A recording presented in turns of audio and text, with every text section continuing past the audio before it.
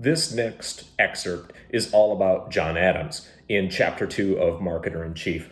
What I love about John Adams is that he's gotten a real fresh look. I certainly credit David McCullough for that, the author who wrote the quintessential biography on John Adams. And it was what the 2008 HBO miniseries was based on. That book and the experiences of John Adams in that book. And a fun fact, Tom Hanks was involved in that project as well. Huge lover of history, the whole deal. So if you're curious about that 2008 documentary, I'd certainly recommend checking it out.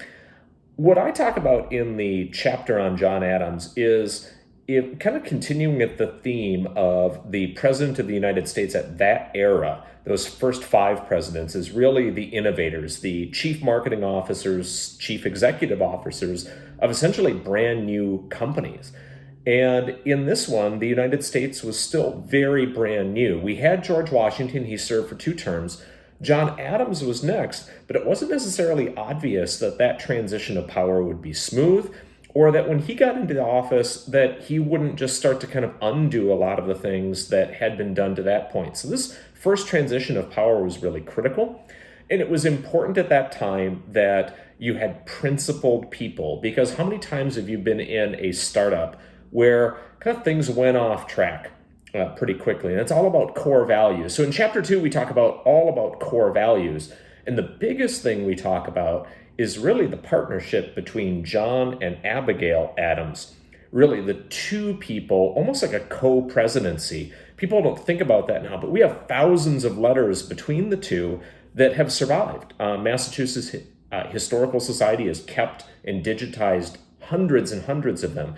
They're fascinating to read. You can take a look at collections of them in modern books. But I want to call your attention to a particular spot. In the chapter, I go through specific examples of John and Abigail kind of working through those sort of issues together as husband and wife, and really as partners, as kind of America's conscience. And I want to call your attention to a spot in the Massachusetts Constitution that I quote in the book. And it was written by John Adams. It's essentially the oldest surviving constitution in the world. And this particular clause is unique, and I'm going to read it to you, and then I'm going to talk about why. So here it is. It's in Article 3. And the people of this Commonwealth have also a right to, and do, invest their legislature with authority to enjoin upon all their subjects an attendance upon the instructions of public teachers aforesaid, at stated times and seasons, if there be any whose instructions they can conscientiously and conveniently attend, provided, notwithstanding, that the several towns, parishes, precincts, and other bodies politic or religious society shall at all times have the exclusive right of electing their public teachers and of contracting with them for their support and maintenance.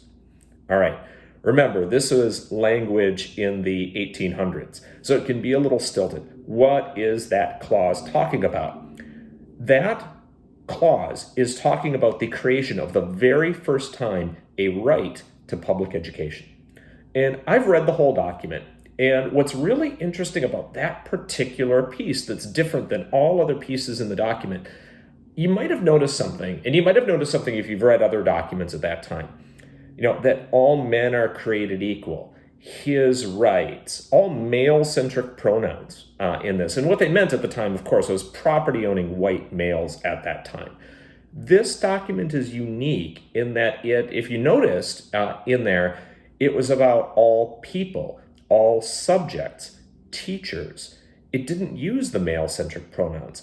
That was on purpose. It was something that Abigail believed very deeply in, and we have plenty of letters and demonstrated evidence of her at personal risk educating women, educating freed persons, all manner of different people. So even though John wrote that document, it was Abigail's influence that particular section was gender neutral and race neutral at that time.